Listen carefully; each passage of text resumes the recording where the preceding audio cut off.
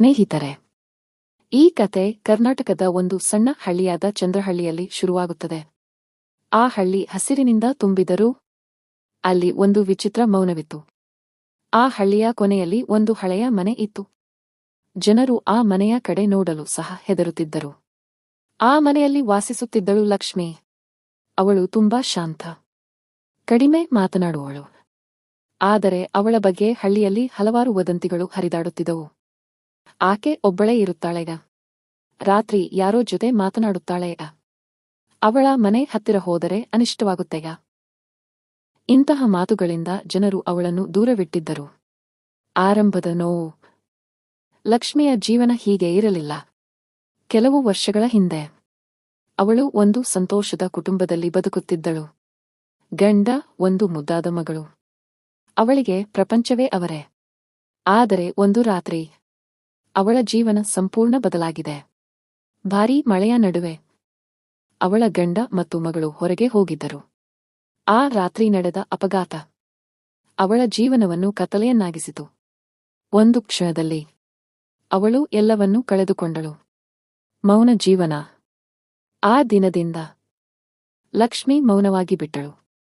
ಜನರ ಜೊತೆ ಮಾತಾಡುವುದನ್ನು ನಿಲ್ಲಿಸಿದಳು. ಹಳ್ಳಿಯ ಕೊನೆಯಲ್ಲಿರುವ ಆ ಹಳೆಯ ಮನೆಗೆ ಹೋಗಿ ಒಬ್ಬಳೇ ವಾಸಿಸಲು ಶುರು ಮಾಡಿದಳು. ಹಗಲು ಅವಳು ಯಾರಿಗೂ ಕಾಣಿಸಿಕೊಳ್ಳುವುದಿಲ್ಲ. ಆದರೆ ರಾತ್ರಿ ಅವಳ ಮನೆಯಲ್ಲಿ ದೀಪ ಹತ್ತಿರುತ್ತದೆ. ವಿಚಿತ್ರ ಘಟನೆಗಳು. ಒಂದು ದಿನ ಹಳ್ಳಿಯ ಕೆಲವರು ಹೇಳಲು ಶುರು ಮಾಡಿದರು, ನಿನ್ನೆ ರಾತ್ರಿ ಆ ಮನೆಯ ಹತ್ತಿರ ಮಗು ಅಳುವ ಶಬ್ದ ಕೇಳಿಸ್ತು. ಇನ್ನೊಬ್ಬರು ಹೇಳಿದರು, ನಾನು ನನ್ನ ಕಣ್ಣಿಂದ ನೋಡಿದೆ. ಒಂದು ಚಿಕ್ಕ ಹುಡುಗಿ ಆ ಮನೆಯ ಕಿಟಕಿಯಿಂದ ಹೊರಗೆ ನೋಡ್ತಾ ಇದ್ದಳುವೆ. ಆದರೆ ಎಲ್ಲರಿಗೂ ಗೊತ್ತಿತ್ತು, ಲಕ್ಷ್ಮಿ ಒಬ್ಬಳೇ ಇದ್ದಾಳೆ. ಹಾಗಾದರೆ ಆ ಮಗು ಯಾರು? ಭಯ ಹೆಚ್ಚುತ್ತದೆ. ಹಳ್ಳಿಯ ಜನರು ಭಯಪಟ್ಟು ಆ ಮನೆ ಹತ್ತಿರ ಹೋಗುವುದನ್ನೇ ನಿಲ್ಲಿಸಿದರು. ಆದರೆ ಒಂದು ದಿನ ನಗರದಿಂದ ಬಂದ ಒಬ್ಬ ಯುವಕ ರವಿ. ಅವನು ಪತ್ರಕರ್ತ. ಅವನು ಈ ಕತೆ ಕೇಳಿ ಕುತೂಹಲದಿಂದ ಸತ್ಯ ತಿಳಿಯಲು ನಿರ್ಧರಿಸಿದ. ರವಿ ರಾತ್ರಿ ಆ ಮನೆಯ ಹತ್ತಿರ ಹೋಗಿದನು. ಹೃದಯ ಜೋರಾಗಿ ತಡಕಾಡುತ್ತಿತ್ತು. ಮನೆಯೊಳಗೆ ದೀಪ ಬೆಳಗುತ್ತಿತ್ತು. ಅವನು ನಿಧಾನವಾಗಿ ಕಿಟಕಿಯ ಹತ್ತಿರ ಹೋಗಿ ಒಳಗೆ ನೋಡಿದ. ಅಲ್ಲಿ ಕಂಡ ದೃಶ್ಯ ನೋಡಿ ಅವನು ಬೆಚ್ಚಿಬಿದ್ದ. ಲಕ್ಷ್ಮಿ ಒಬ್ಬಳೇ ಕುಳಿತಿದ್ದಳು. ಆದರೆ ಅವಳು ಯಾರೋ ಜೊತೆ ಮಾತನಾಡುತ್ತಿದ್ದಳು. ಮಗಳೇ, ಊಟ ಮಾಡು. ನೀನು ಇಷ್ಟು ಬೇಗ ನಿದ್ರೆ ಹೋಗ್ಬೇಡ. ಆದರೆ ಅಲ್ಲಿ ಯಾರೂ ಇರಲಿಲ್ಲ. ದೊಡ್ಡ ರಹಸ್ಯ. ರವಿ ಧೈರ್ಯ ಮಾಡಿಕೊಂಡು ಬಾಗಿಲು ತಟ್ಟಿದ. ಲಕ್ಷ್ಮಿ ಬಾಗಿಲು ತೆರೆದಳು. ರವಿ ತನ್ನನ್ನು ಪರಿಚಯಿಸಿಕೊಂಡ ಮತ್ತು ಕೇಳಿದ, ನೀವು ಯಾರ ಜೊತೆ ಮಾತನಾಡುತ್ತಿದ್ದೀರಾ?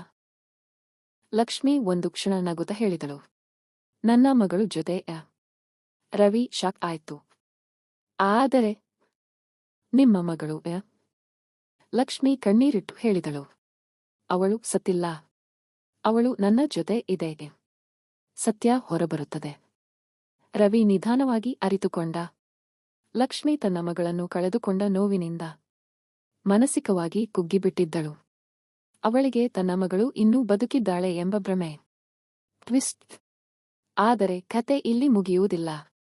ಆ ರಾತ್ರಿ ರವಿ ಮನೆಗೆ ಹಿಂತಿರುಗುತ್ತಿದ್ದಾಗ ಅವನಿಗೆ ಹಿಂಬದಿಯಿಂದ ಒಂದು ಮಗು ಧ್ವನಿ ಕೇಳಿಸಿತು, ಅಂಕಲ್.